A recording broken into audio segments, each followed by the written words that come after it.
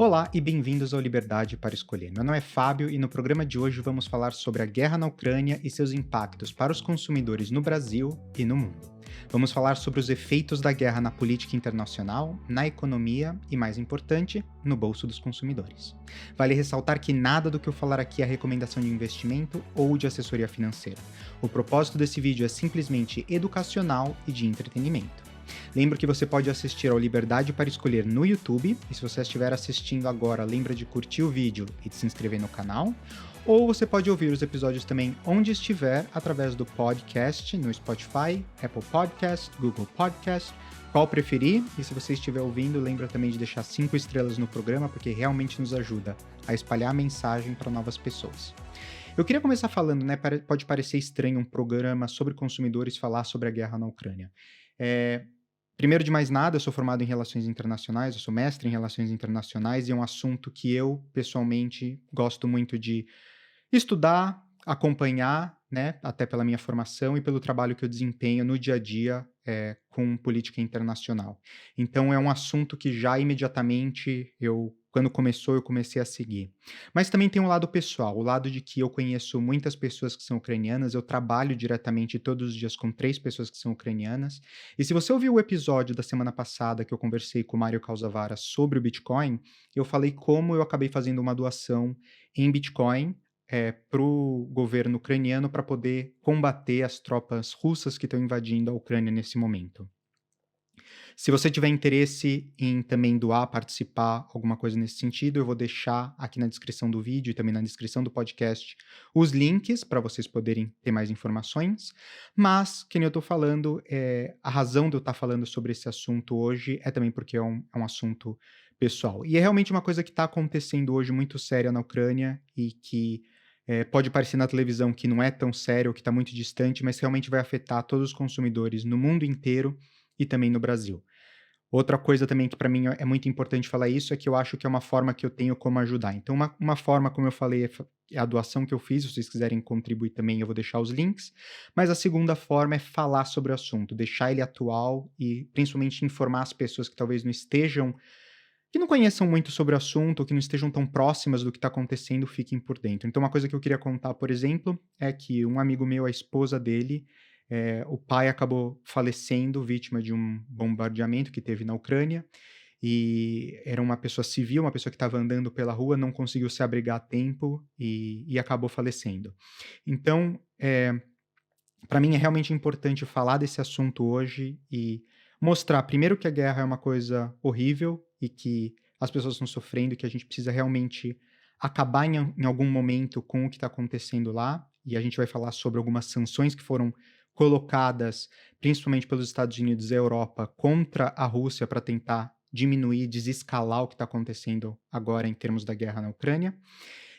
Mas também é bom a gente conversar e ver como é que isso vai impactar você no dia a dia, né? Você consumidor com tudo que você está falando. Então, eu só queria começar o programa de hoje falando realmente por que eu estou falando sobre a Ucrânia, por que eu estou falando sobre a guerra, mas eu vou focar aqui não na parte geopolítica, mas eu vou focar realmente na parte dos consumidores, porque esse programa, o Liberdade para Escolher, ele vai começar sendo focado nos consumidores e como é que isso afeta os consumidores no mundo inteiro. E você que está ouvindo no Brasil, vamos focar também em falar como isso afeta você no Brasil. Então vamos começar falando, né, aqui, por que a guerra na Ucrânia vai afetar os consumidores no mundo inteiro. A primeira coisa que a gente precisa falar e a primeira coisa que a gente precisa reconhecer é a questão da economia globalizada e da economia integrada. Existe um livro muito bacana que chama iPencil, e na tradução em português seria Eu Lápis. É um livro que fala como o lápis, um produto simples que a gente usa todos os dias, ele é extremamente complexo para se produzir e como ele depende de pessoas espalhadas por todos os países, então depende do mundo inteiro em termos de trabalho e matéria-prima para que ele consiga ser produzido. Então, quando você para pensar, você vê que a madeira vem de uma determinada região e precisa ser processada para poder chegar no lápis que a gente conhece. O grafite vem de uma outra região do mundo. A borracha vem de uma outra região do mundo. E para você poder fazer a montagem desse produto, colocar todas essas peças juntas, depende de um ecossistema extremamente complexo global, que a gente chama de economia integrada ou economia globalizada, e através do livre mercado, né, que você tem a transferência desse produto, dessa mercadoria nas diversas etapas do processo para que ela possa sofrer a manufatura necessária para chegar no produto final que a gente conhece como lápis. E isso é uma das coisas mais importantes para a gente pensar no conflito da Ucrânia. A gente pensa, por exemplo, no Brasil, a gente fala, nossa, mas o Brasil está tão longe, né, do conflito, até as coisas chegarem aqui, até os impactos chegarem aqui, está tão distante que talvez não vá chegar nada. É aí que a gente se engana. As economias hoje estão tão integradas e tão juntas que qualquer coisa que acontece do outro lado do mundo acaba impactando a gente, né, no Brasil. É o famoso efeito borboleta. Então, uma borboleta que bate a asa num canto do mundo acaba virando um tsunami do outro lado. É mais ou menos por aí, quando a gente pensa das economias compartilhadas e das economias integradas, como é que a coisa vai. Um outro fator é a questão do livre mercado e da globalização. A gente já falou aqui um pouquinho, né? Então, o livre mercado, ele sofreu muito, e principalmente durante a época do Covid-19, com as limitações que a gente teve de trade internacional, então, das empresas e dos países poderem trocar mercadorias e serviços, isso ficou parado, isso criou um grande problema de supply chain no mundo, que elevou os custos no mundo inteiro, e essa guerra também vai acabar impactando isso, porque vai acabar com algumas cadeias produtivas e acabar afetando algumas cadeias produtivas que a gente vai entrar também no detalhe aqui no programa. Mas eu só queria começar pintando esse detalhe que uma das questões também que os consumidores precisam pensar é que isso vai acabar impactando justamente por causa da globalização e por causa do livre mercado, e eu acho que é uma coisa que os consumidores acabam não prestando muita atenção. Uma coisa também que é muito importante a gente falar, né, a gente tem a ideia de que a Rússia é aquele grande país, aquela mega potência que participa do G9, do G7, que tem cadeira na ONU e que pode, tem cadeira cativa na ONU e que pode votar da forma como quiser e tem poder de veto, esse tipo de coisa. A gente sempre imagina a Rússia como uma grande potência. E, de certa forma, ela é e também não é. Vou explicar. O fato é que a Rússia, ela realmente tem um poderio militar muito forte. Ela investe enormemente em armamento, em toda a sua parte militar. Ela é uma que tem uma potência, uma superpotência que tem arma nuclear. É uma superpotência que tem uma quantidade enorme de frota de aviões militares. Se eu não me engano, está nos top 5. Se não é, acho que a segunda ou a terceira maior do mundo, junto com Estados Unidos e China. Então, do lado militar, realmente ela é uma superpotência. Ela é realmente um dos maiores países no mundo, e por isso que as pessoas estão tão apreensivas com o que está acontecendo, mas também, né, chocadas pelo fato da Rússia não estar conseguindo fazer o progresso militar que ela deveria estar fazendo na Ucrânia com o poderio que ela tem. Mas o outro lado, né, que talvez tire ela desse status de superpotência é o fato de que a Rússia, economicamente, é um país muito pequeno. É um país que tem sua economia basicamente limitada na exportação de matéria-prima. É um país que tem uma economia muito básica, não tem muita manufatura, é longe de prestar serviços de alta qualidade. É basicamente uma economia muito essencial, baseada na troca de insumos e de matéria-prima. Uma delas que a gente conhece muito bem, obviamente, é o petróleo e o gás, que no Brasil a gente também importa da Rússia, mas impacta, por exemplo, muito mais os consumidores e as pessoas que moram na Europa e, de certa forma, também as pessoas que moram nos Estados Unidos. Mas, por curiosidade, o PIB da Rússia é menor do que o PIB do estado da Flórida nos Estados Unidos. Então, realmente, economicamente, não é um país enorme.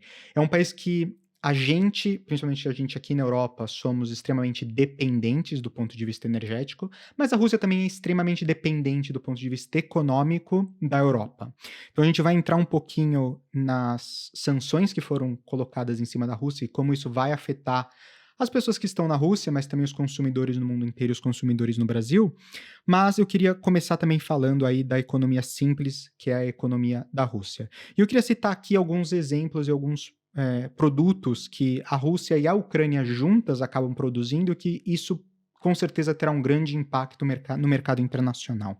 A primeira coisa é o trigo, né? Então, como eu falei, a Rússia e a Ucrânia juntas, elas representam 30% da produção mundial de trigo. O Brasil, felizmente, ele não é dependente do trigo da Rússia, porque a maior parte, 70% do que a gente importa de trigo acaba vindo da Argentina, mas como eu falei, lembrando lá das economias integradas e do livre mercado, hoje o preço do trigo, por ele ser uma commodity, ele é negociado no mercado internacional a preço em dólar. Então isso significa que o mercado já está prevendo que vai ter uma escassez de trigo no futuro, porque os dois maiores ou dois grandes produtores de trigo mundiais estão em guerra, e isso vai afetar as exportações desses dois produtos, e eles começam a precificar que no mercado futuro o preço do trigo vai subir. E isso impacta o preço do trigo que a gente paga da Argentina. Então, mesmo que a gente não compre o trigo russo, que teria um preço mais alto, a gente também está pagando um preço mais alto simplesmente pelo mercado internacional estar precificando essa commodity a um preço mais alto. Então, a gente compra essa matéria-prima da Argentina, mas mesmo assim isso vai afetar o preço do trigo no Brasil. Isso significa pão mais caro, farinha mais cara, e tudo isso nos próximos meses, até um ano, e a gente precisa ver como é que a guerra vai progredir para poder reavaliar e ver quanto tempo, qual que vai ser o impacto disso. Mas esse é o primeiro produto que com certeza vai ter um grande impacto aí para os brasileiros. O segundo produto que também acaba atrapalhando também, porque é uma commodity, todos que eu vou falar aqui são commodities, né? Mas o outro é a cevada. Hoje a gente tem 32% da cevada mundial sendo produzida na Ucrânia e também na Rússia. Mesmo discurso aqui, se a gente tem uma previsão de que essa matéria-prima ela vai ficar escassa, né? Vai ter escassez desse produto, dessa matéria-prima no futuro, as commodities começam a ser precificadas mais caras, e isso também vai interferir no preço global. Uma das coisas que se utiliza cevada, obviamente, é para cerveja, mas não só, também usa cevada para alimentar gado, para diversas outras coisas, e esse preço vai ser repassado também nessas outras áreas. Uma outra coisa é o milho. Então, 17% do milho mundial ele é produzido também pela Ucrânia e pela Rússia. Obviamente, os Estados Unidos eles são o maior produtor hoje de milho do mundo, mas eles também consomem muito milho. Então, praticamente, eles são, né, self-sufficient, eles são suficientes, o que eles produzem eles consomem basicamente, apesar de ter um excesso, mas assim, eles não podem ser contados no mercado mundial como exportação dessa matéria-prima, que é o caso da Rússia e da Ucrânia, 17%. Então 17% parece ser um número pequeno, mas em termos reais, né, de impacto que isso vai ter no mundo, é basicamente 17% menos oferta. Então você imagina que isso vai ter um impacto nos preços, com certeza. E um último item aqui que eu acho importante a gente falar é o óleo de semente de girassol. Óleo de semente de girassol é um produto que, obviamente, a gente pode ir no supermercado, consumir, comprar o óleo de semente de girassol, mas também é um produto que é utilizado em várias outras coisas, vários outros produtos, não só na parte alimentícia, mas em outros setores. E a Rússia e a Ucrânia juntos, eles representam 50% da produção mundial desse insumo. Então você imagina também que vai ter um grande impacto nesse produto e no preço desse produto globalmente, que também vai acabar interferindo os consumidores no Brasil. Então, eu queria começar simplesmente com esse overview, falar um pouquinho da economia russa, explicar um pouquinho, em termos gerais, quais que seriam os principais impactos imediatos que a gente pode ver com a invasão da Ucrânia pela Rússia. Vamos falar agora um pouco como é que a guerra na Ucrânia vai acabar mudando a macroeconomia e acabar afetando também, né, a macroeconomia no Brasil. Então, a Rússia é um importante exportador de petróleo, obviamente. Ela também é um grande exportador de grãos e fertilizantes agrícolas. E a previsão é que essas commodities agrícolas elas tenham uma forte subida de preço nos próximos meses em função das sanções que foram colocadas no país. A gente vai entrar no detalhe aqui no próximo bloco, a gente vai falar exatamente de cada uma das sanções que foram colocadas em cima da Rússia e algumas também na Bielorrússia. A gente vai entrar no detalhe e ver como é que isso vai afetar, mas logo de cara a gente pode falar que em termos de macroeconomia, como eu estava falando no ponto anterior, a gente tem a escassez desses produtos e dessas matérias-primas. A outra coisa é o aumento dos preços das commodities, também vai trazer uma maior inflação, não só no mundo, mas também no Brasil.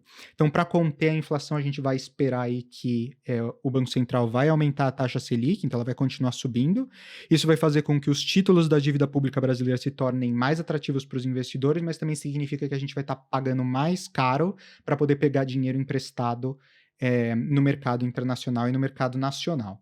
A gente vê que a inflação está disparada em vários lugares no mundo. A gente vê, por exemplo, nos Estados Unidos a maior inflação dos últimos 40 anos, cerca de 8%. Isso no CPI que estão calculando atualmente, que é uma métrica desassociada com a métrica que se usava há 40 anos atrás. Há 40 anos atrás se incluía também o preço dos aluguéis, que hoje não se inclui na métrica. Então, se você incluir, a gente está em 11%, que chega exatamente próximo do valor na época do governo de Carter. Então, a gente vê aí que realmente a inflação está disparada nos Estados Unidos e também a inflação está subindo no Brasil. E a gente vai esperar que isso vai continuar aumentando, obviamente, por causa de todas essas pressões financeiras e de custos que a gente vai ver por causa da guerra no mercado internacional. Então, para combater isso, que nem eu falei, o governo vai ter que aumentar a taxa de juros. Aumentando a taxa de juros, os financiamentos e tudo mais vai ficar mais caro. Vai ficar mais caro pegar dinheiro emprestado no mercado. Então, isso vai evitar com que as pessoas façam investimentos, as pessoas vão preferir deixar o dinheiro guardado. O governo, que nem eu falei, vai ter que tomar mais dívida, então ele vai ter que emitir mais título a preços mais caros. Então, para manter uma gestão saudável desse passivo, o país vai depender de uma economia forte, que nada indica que a economia brasileira vai continuar forte no futuro, principalmente por causa da crise, por causa desses altos custos. O PIB precisaria de um crescimento alavancado para poder aumentar a arrecadação, que também não é algo que a gente imagina que vai acontecer nos próximos meses e nos próximos anos, né? Então isso é um cenário bastante difícil de alta de juros, que a gente imagina que está próximo aí de acontecer, em que o crédito vai ficar mais caro e vai inibir o consumo das famílias e a capacidade das empresas de investirem e também de crescerem, né? De poderem inovar e crescer economicamente. Isso também vai impactar a Bolsa de Valores. Então, um dos indicadores que se olha na Bolsa de Valores, obviamente, é o número de empresas que estão abrindo capital na Bolsa de Valores. Então, o número que eu tenho aqui a gente tem menos interessados hoje em ações. Muitas empresas elas desistiram de listar na B3 as empresas. Então, de janeiro para cá, simplesmente nenhuma companhia abriu capital e outras 15 abandonaram o projeto. Obviamente, porque se você está tendo uma rentabilidade aí de 14%, 15% numa taxa de juros Selic, obviamente você não vai querer arriscar para ter uma remuneração parecida ou menor na Bolsa de Valores, quando você pode, na renda fixa, ter uma remuneração parecida ou até maior. Então, a gente vê já que a Bolsa de Valores ela vai ter uma queda de investimento, as pessoas vão estar menos interessadas, vai ser um produto de investimento que também vai interessar menos os consumidores no futuro, e é um dos impactos aí de tudo que está acontecendo. Então, de forma geral, o que os consumidores podem esperar no futuro é preços em alta. Então, vamos falar aqui principalmente quando a gente está falando de Europa, né? Como eu falei no começo, a Europa é muito dependente em termos de energia da Rússia. E o fato dela ser muito dependente, isso vai deixar o preço da energia que a gente paga, energia elétrica, mais caro. O gás, que é muito essencial na Europa para o aquecimento das casas, também vai ficar mais caro, porque o gás, praticamente grande parte dele vem da Rússia, e o preço do combustível também vai ficar mais caro. No Brasil, a gente acaba tendo uma independência, entre aspas, do ponto de vista do petróleo e do ponto de vista energético. Então, vamos começar falando do ponto de vista energético. O Brasil ele tem uma capacidade produtiva de energia muito alta e energias que são sustentáveis, né? Renováveis. Então a gente tem as hidroelétricas, as termoelétricas, as nucleares, a gente está tendo um desenvolvimento de eólicas, a gente tem agora também solar sendo bastante investido no Brasil. Então o Brasil, de certa forma, do ponto de vista energético, não depende de carvão, gás ou petróleo para poder fazer a sua produção energética. O Brasil também, felizmente, ele é um país tropical, então do ponto de vista de aquecimento, as casas não têm aquecimento centralizado, não tem um inverno rigoroso que você precisa de gás ou carvão ou petróleo para poder se aquecer, então também isso é uma boa coisa para o brasileiro. Mas quando a gente fala de combustível, o preço da gasolina na bomba, né, vai acabar influenciando. Vocês provavelmente já estão vendo os preços subirem, os preços já estavam altos, mas os preços vão continuar a subir. Isso porque o preço internacional do barril de petróleo está subindo. E uma das razões são as sanções que foram colocadas na Rússia. Então vamos entrar nas sanções para a gente poder entender um pouco mais como é que funciona essa história e por que que isso está influenciando o preço do combustível e o preço do petróleo de forma geral. Vamos começar falando com a sanção primeiro de tecnologia, né? Uma das coisas que os Estados Unidos e a União Europeia colocaram em cima da Rússia é o bloqueio de venda de semicondutores para a Rússia. Os semicondutores é uma peça importante que você utiliza para fazer os microchips. Hoje, o maior produtor de semicondutores no mundo é Taiwan, e o mundo tem ficado muito de olho no que está acontecendo em Taiwan, porque a China tinha planos de invadir Taiwan, e agora, aparentemente, um whistleblower, uma pessoa que colocou aí, sabia das notícias, colocou a informação aí fora de que a China estava querendo invadir Taiwan, mas colocou, né, em pausa por causa da invasão da Rússia na Ucrânia. Mas eles produzem 70%, 80% dos semicondutores mundiais, e o segundo maior produtor é a Coreia do Sul. Então, o mundo inteiro é extremamente dependente de semicondutores. Semicondutores é uma peça fundamental para fazer qualquer equipamento de tecnologia, e essa proibição, né, essa sanção que proíbe a venda de semicondutores para a Rússia, busca realmente deixar eles atrasados do ponto de vista tecnológico. Mas não só na parte de semicondutores. Na parte de tecnologia foram colocadas bloqueios na venda de tecnologia avançada para a área militar. Então, qualquer produto militar, principalmente de ponta, foi barrado a venda para Rússia, não só o produto em si, mas também a transferência tecnológica. Foi barrado toda a parte de biotech, né, a parte de biotecnologia, qualquer coisa relacionada a isso também foi barrado. E tudo que é relacionado com aeroespacial, seja civil ou militar. No ponto de vista civil, a gente vai entrar numa outra sanção específica, que foi além, mas aqui a gente já vê que isso busca tornar a Rússia um país que não consegue competir no mercado internacional, colocar ela completamente afastada de qualquer acesso à tecnologia que ela precisa para desenvolver e evoluir. Então, esse é o objetivo dessas medidas. Por um lado, a gente imagina que o fato dos semicondutores eles não poderem ser exportados para a Rússia, num primeiro olhar, parece que ok, então significa que menos demanda por esse produto, porque, né, um país a menos consumindo, um país que tem grandes dimensões consumindo esse produto, né, esse insumo, mas o que acontece é que a Rússia está tentando burlar as restrições, se aproximando cada vez mais com a China. Então a gente pode imaginar que a China vai providenciar os semicondutores necessários para a Rússia se essa guerra for evoluindo e se a China realmente se aliar com a Rússia, que é o que tudo indica. Mas, por enquanto, são especulações, obviamente, a gente não tem uma confirmação de que isso é o que vai acontecer, mas não é muito além, né, ou não é muito difícil a gente imaginar que esse cenário possa acontecer num futuro próximo. Outra sanção que foi colocada, obviamente, é no petróleo. Então, petróleo e gás. Então, a gente tem aí desde um corte de relações para a extração do petróleo, você tem um monte de empresas americanas e inglesas e também europeias que decidiram sair completamente da Rússia, empresas que extraíam petróleo na Rússia decidiram sair. Lembrando que na Rússia a gente tem um mercado fechado, né, um mercado quase socialista, no sentido que o governo é dono das principais empresas de extração de petróleo, que os chefes dessas empresas são conhecidos aí como os oligarcas, né? São as pessoas que são amigos do Putin, foram colocados no cargo, que ganham enormes dinheiros, são milionários, bilionários, mas são empresas que são controladas pelo governo, não são empresas de capital aberto. Tá tendo também um boicote do petróleo russo, então você vê que uma das coisas que os Estados Unidos implementaram nas últimas semanas é o corte completo da compra de petróleo russo. Isso tem, obviamente, o objetivo de não financiar a guerra russa. Como a gente falou, o petróleo é uma das grandes fontes de recursos do PIB, né, da riqueza do país russo.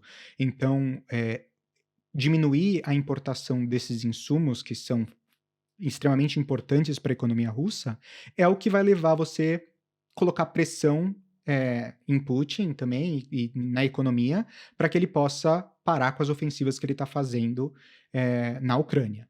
Então, os Estados Unidos, o fato deles terem cortado as relações, isso é extremamente importante porque coloca, de fato, uma grande pressão. Mas para os Estados Unidos isso é ruim. Isso é ruim porque os Estados Unidos, tem dependência energética, eles estão tentando fazer a mudança aí, principalmente no governo Biden, tentando sair das fontes fósseis e ir para as fontes renováveis, incentivando o elétrico, esse tipo de coisa. Vários projetos de fóssil foram cortados, inclusive um pipeline de petróleo e de gás muito importante com o Canadá. E também toda a parte de fracking, que são aquelas máquinas, principalmente no Texas, que extraem do solo o petróleo, e também teve um banimento desses investimentos, né? Então, isso está sendo muito prejudicial para os Estados Unidos. Por isso, o preço do combustível nos Estados Unidos também está extremamente alto, que está puxando a inflação nos Estados Unidos cada vez mais alta. Uma outra coisa que aconteceu com essa sanção também contra a Rússia, tentando diminuir aí a capacidade da Rússia de se financiar, é o Nord Stream 2. Nord Stream 2 era uma nova tubulação que estava sendo feita, né, que estava sendo planejada, não tinha iniciado as obras, mas já tinha sido aprovada e estava para começar.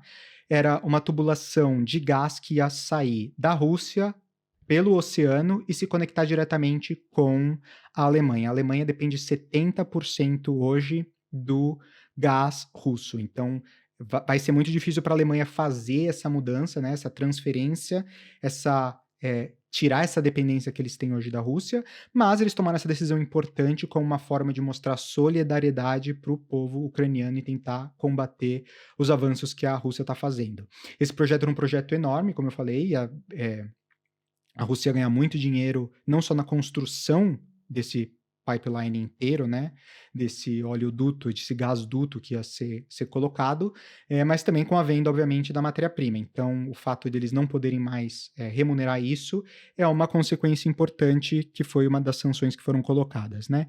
E outra coisa é a proibição e venda e prestação de serviço na tecnologia de refinamento de petróleo. Então, todas as empresas hoje que vendiam essa tecnologia e prestavam serviços para as empresas russas de refinamento de petróleo estão proibidas de vender a tecnologia. Como eu falei, a Rússia tem uma tecnologia uma economia muito simples, então eles dependem da tecnologia do Ocidente, principalmente na parte de serviços e desenvolvimento de tecnologias, eles compram isso para aperfeiçoar, mas eles não desenvolvem. Então, se eles não tiverem isso, no futuro, o que significa que se a guerra continuar e se as sanções continuarem, o petróleo russo vai ser mais caro de ser retirado, porque vai ficar com tecnologias obsoletas, vai ser mais difícil refinar, e isso vira uma bola de neve que vai aumentar cada vez mais os custos do petróleo russo, porque vai custar mais para eles poderem fazer tudo isso se eles não têm a manutenção e a tecnologia necessária para inovar e seguir em frente. Tem a possibilidade, obviamente, aqui de um acordo com a China e a China prover isso para a Rússia, mas, que nem eu falei, é possível que isso aconteça, mas no momento a ideia aqui dos Estados Unidos e Europa, obviamente, é barrar isso. Uma outra sanção importante foi colocada no sistema bancário. Então, o SWIFT, que é o Sistema Internacional de Transações, ele basicamente permite que você consiga fazer transações, né, envio de dinheiros, pagamentos, esse tipo de coisa, com diferentes bancos no mundo inteiro, de pessoa para pessoa, de organização para organização, de uma forma simples. Com a retirada dos bancos e da Rússia do sistema SWIFT, significa que se você compra produtos da Rússia, você não consegue mais utilizar o sistema SWIFT para fazer os pagamentos.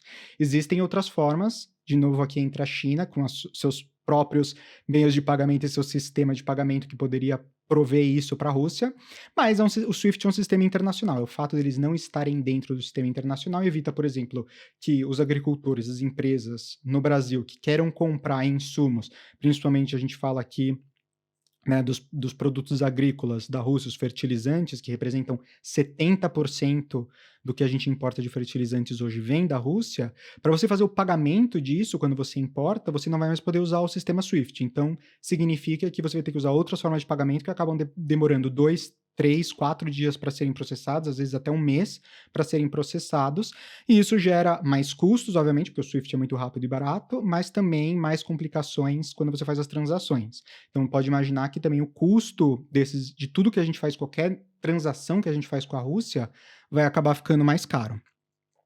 Outra coisa importante também a gente falar é o congelamento de ativos do Banco Central Russo. Então, a ideia dos Estados Unidos e da Europa de bloquear esses ativos também é limitar a quantidade de dinheiro que o Banco Russo tem para poder fazer as transações. Por felicidade do Putin e para infelicidade do Ocidente, é que o Banco Central Russo ele tem uma grande reserva em dólar e uma grande reserva em ouro atualmente. Obviamente, eles vão começar a consumir essas reservas nos próximos meses, não tendo acesso ao mercado internacional. E isso é uma das razões pelas quais a moeda russa desvalorizou extremamente depois da invasão da Ucrânia, quando essas sanções foram realmente divulgadas. Mas você pode ver aí, né, que isso vai ter um impacto mais no médio e longo prazo. A Rússia vai tentar segurar essas reservas que eles têm, vão tentar se alinhar aí de novo com China, com outros países, para poder buscar uma solução que eles tenham financiamento sem ter que usar essas reservas. Mas, de imediato, eles podem se apoiar nessas reservas e poder continuar os esforços que eles estão querendo fazer da guerra. E também, na parte do sistema bancário, tem o congelamento dos ativos dos oligarcas russos nos Estados Unidos e na Europa. Isso é mais para pressionar aí os amigos do Putin a colocarem uma pressão nele para que ele pare as ofensivas. Então, iates, tudo que eles tinham aí, apartamentos nos Estados Unidos e na Europa, os governos conseguiram aí confiscar, né, e sancionar também esses bens. Então, é uma forma que eles estão fazendo. Um outro ponto aqui, já é o penúltimo, é realmente produtos e serviços. Então, a gente tem umas sanções em diversos produtos e serviços russos, a gente tem boicote de produtos russos, que é o que está acontecendo, justamente com aquela mentalidade de que tudo que você compra hoje na Rússia, você está mandando dinheiro para a Rússia, então significa que você está colocando dinheiro na mão do Putin para ele continuar financiando a guerra na Ucrânia. Muitas empresas internacionais estão deixando o país. Você tem, por exemplo, o Instagram, que agora fechou completamente o acesso às pessoas da Rússia ao Instagram. Você tem, por exemplo, o McDonald's, que está deixando oficialmente. Você tem o Google. Você tem várias empresas que estão abandonando a Rússia. Hoje, o mercado russo, estão saindo. E a ideia aqui realmente é deixar os consumidores na Rússia sem acesso a esses produtos, justamente para não financiar mais o governo russo. Essa é a principal ideia. Um ponto aqui que a Rússia está tentando segurar, né, para diminuir a saída dessas empresas, eles estão fazendo prisão forçada, né, realmente, dos funcionários das empresas e das multinacionais. Então, teve funcionário da Google, funcionário do Facebook, que foram presos, diretores, né, esse tipo de coisa, para tentar segurar e evitar e colocar isso como chantagem para que as empresas não saiam. Então, uma outra coisa também que eles estão tentando fazer é a ameaça da nacionalização dessas empresas. Então, se a empresa estava lá, eles vão confiscar, ok, antes das empresas poderem tirar o seu maquinário, tudo que eles têm ali de tecnologia, né? Na Rússia, o governo basicamente confiscaria, né, esses bens, esses ativos, e com isso ele poderia manter essas empresas no país, obviamente com uma nova marca nacionalizada, completamente controlada de uma forma socialista, completamente controlada pelo governo. A última coisa que foi implementada também é a questão do espaço aéreo. Então, eles fecharam o espaço aéreo para aviões russos. Isso foi uma quantidade enorme de países que fizeram isso, dezenas de países. Então, toda a União Europeia, os Estados Unidos, Canadá, diversos países fecharam, né, o seu espaço aéreo para qualquer aeronave russa, seja ela civil, militar ou de carga. Então, significa que aviões que são de empresas russas não podem mais sobrevoar o espaço aéreo desses países. Obviamente, se você tem empresas de outros países que efetuam rotas dentro da Rússia, essas acabam sendo permitidas, algumas delas também foram banidas pela Rússia, que fechou o espaço aéreo para a União Europeia e para os Estados Unidos, então significa que não está tendo um movimento de pessoas e troca de mercadorias do ponto de vista aéreo com a Rússia por causa dessas restrições, o que também impossibilita aí o livre mercado e o comércio e a transferência de produtos e serviços entre os países com a Rússia. Então, resumindo aqui, o que eu acho, né, o que a gente pode esperar de impacto para os consumidores, agora principalmente na Europa e nos Estados Unidos, né? Quando a gente fala de Europa, uma alta de preço da energia, então a Europa hoje é dependente 42% do gás e 47% de carvão da Rússia, como eu falei anteriormente, e por essa grande dependência, por exemplo, a Alemanha chega a 70%, então na média 42% e 47%, então você tem uma grande dependência, custos mais altos, preços mais altos, energia elétrica mais cara para os consumidores nesses países. Alta do preço dos combustíveis, 27%, a União Europeia é 27% dependente do petróleo russo. Como eu falei, isso também tem repercussões no Brasil, na parte de preço, com todas essas sanções que foram colocadas, o preço dos combustíveis, como eu estava falando, ele vai acabar subindo no Brasil, por uma questão de oferta, demanda, preço internacional, mas também todas essas restrições foram colocadas do SWIFT, né, no sistema bancário e tudo mais, vai acabar encarecendo ainda mais, tendo esse impacto. Quando a gente fala de preços dos alimentos mais caros também e menos disponibilidade, principalmente na Europa e nos Estados Unidos, alguns produtos a gente também compra no Brasil, que a gente pode imaginar que eles vão ficar com preços mais caros e menos disponibilidade. Um exemplo aqui que eu gosto de fazer com relação à Europa é a Espanha, que depende de 42% de cereais que vêm da Ucrânia. Então não é nem por causa das restrições que foram colocadas na Rússia, mas o fato da Ucrânia estar em guerra completamente, eles não terem mais capacidade de produzir, eles não estão mais pensando, né, em produzir e exportar seus produtos, porque eles querem se defender completamente dos invasores. Você imagina que depender 42% de cereais de um único país, a Espanha vai ter que procurar novas fontes. No curto prazo, os preços já estão subindo, isso vai influenciar muito fortemente os preços na Europa, dos cereais especificamente na Espanha, mas no mundo inteiro, principalmente aqueles produtos que eu falei, aqueles insumos do começo, o trigo, óleo de girassol no mundo inteiro, porque eles representam uma grande quantidade das exportações desses dois países. Então é importante também olhar isso, que a gente tem os produtos que a gente consome da Rússia, e por causa das sanções eles estão ficando mais caros, mas também os produtos que a gente consome da Ucrânia, que nem está pensando em produzir mais, né? Ela quer só se defender, então esses produtos também não vão ficar mais disponíveis e acaba influenciando. Outra coisa que impacta muito vai ser no preço das matérias-primas. Além de todas que eu já falei, o aço e o níquel, que são duas coisas que a gente também importa muito da Rússia, naquele olhar que eu estava falando de uma economia simples, que basicamente tem matérias-primas. Aço e níquel é uma coisa que o mundo inteiro também consome muito, e consome muito da Rússia. Consome também bastante da China, então talvez tenha aí também um acordo para Rússia dar para a China e a China acabar vendendo para os outros países, é uma coisa que também pode acontecer, porque a China tem essa parceria, essa proximidade com a Rússia, mesmo não oficialmente reprovando nem aprovando os avanços, né, a invasão da Rússia na Ucrânia, mas ela ainda tem essa parceria, ela ainda é aliada da Rússia no que diz respeito principalmente na parte de economia. Outra coisa que a gente vai ver que vai afetar os consumidores no Brasil, na Europa e nos Estados Unidos, que, como eu falei, são as bolsas de valores em queda, taxas de juros em alta, vai ser mais difícil arrumar financiamentos para as pessoas físicas, né? Se você quer comprar um apartamento novo, um carro novo, esse tipo de coisa vai ficar cada vez mais caro, mas também para as empresas investirem, né? Elas vão deixar de investir, porque o custo que elas precisariam pegar de empréstimo para poder acabar comprando um maquinário novo vai ficar mais caro, e também o dinheiro que ela tem parado, em vez dela colocar em investimento, né, compra de matéria-prima, ou compra de maquinário, ou esse tipo de coisa, ela acaba deixando num título do governo, ou numa renda fixa, que acaba rendendo muito mais. Então a gente vê aí taxa de juros alta e bolsa de valores em queda. Obviamente mais inflação, isso para mim é o principal, porque somando tudo que a gente falou, e foi importante eu fazer essa distinção e começar explicando desde o começo, ponto a ponto, cada um dos itens, porque tudo isso, cada uma das coisas que eu falei, acrescenta para a inflação.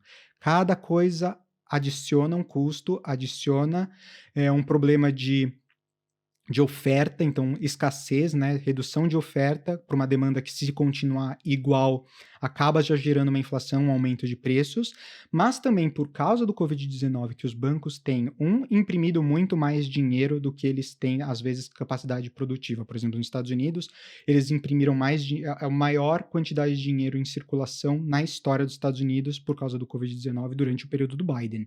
Ele colocou um monte de dinheiro em circulação. Isso é uma das fortes razões pela alta da inflação nos Estados Unidos. Mas no Brasil também a gente tem alta de inflação porque a gente tem muito dinheiro em circulação, e isso acaba sendo também, né, uma das coisas que vai deixar um maior custo de vida das famílias, o aumento do custo da cesta básica, o aumento do petróleo e o custo da gasolina no Brasil é extremamente importante, porque a gente não tem uma malha ferroviária ampla, os nossos portos, eles também eles são bons para exportação e importação, mas para tráfego dentro do Brasil, eles também não têm muita utilidade, então praticamente todo o transporte no Brasil é rodoviário. Isso significa caminhões, isso significa diesel, gasolina e custo do petróleo vai influenciar e aumentar e impactar os consumidores. E o pior de tudo é que vai impactar os consumidores das classes mais baixas e classe média. Acaba que os mais ricos eles acabam passando sem problema, mas os consumidores de classes baixas e classe média serão mais impactados por causa da inflação. Outro ponto da inflação é que o governo brasileiro ele também não tem atualizado a sua tabela, né, de imposto de renda. Então significa que as pessoas já estão pagando muito mais imposto de renda do que elas deveriam por causa da inflação, os ajustes que estão feitos nos salários. Então o governo está tentando conseguir arrecadação por aí, né? Mas já há anos que a tabela do imposto de renda está defasada, e isso também tem prejudicado os consumidores e os trabalhadores brasileiros. Como eu falei, o Brasil é um país que depende muito da importação dos insumos de fertilizantes da Rússia.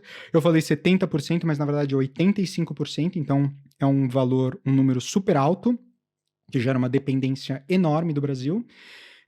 Então, basicamente, eu acho que é isso que eu queria falar para vocês e montar hoje um panorama aí de qual que é o cenário que a gente pode esperar. Não é um cenário otimista, mas não pensa que não é um cenário otimista só no Brasil. Obviamente o Brasil tem suas complicações, ano de eleição, o fato de que a gente está com uma moeda super desvalorizada, então dólar e euro super altos, isso também prejudica ainda mais muitas das coisas que a gente compra, isso obviamente facilita e incentiva a exportação, mas para os consumidores isso tem pesado muito, principalmente na parte de turismo.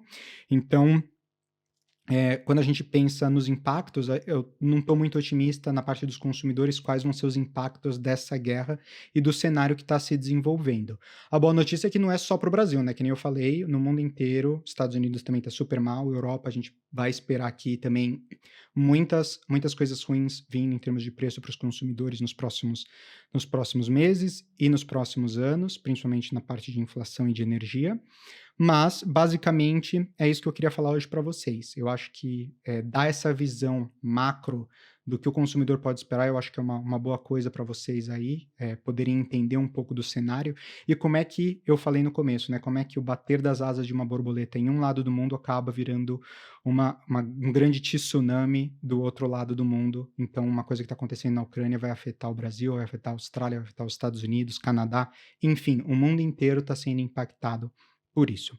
Mas essa é a mensagem que eu queria falar hoje para vocês. Espero que vocês tenham gostado desse vídeo. Um vídeo hoje sem entrevista, um vídeo que eu estou falando com vocês diretamente. Se você estiver ouvindo no podcast, também é um prazer estar aí falando diretamente nos seus ouvidos hoje sobre esse tema. Vou tentar agora nos próximos programas também trazer um pouco mais de entrevista, mas esse modelo de eu sentar e falar diretamente com você alguns dos itens e dos problemas que estão acontecendo vai ser uma coisa recorrente aqui no canal e aqui no podcast. Espero que vocês tenham gostado e até a próxima.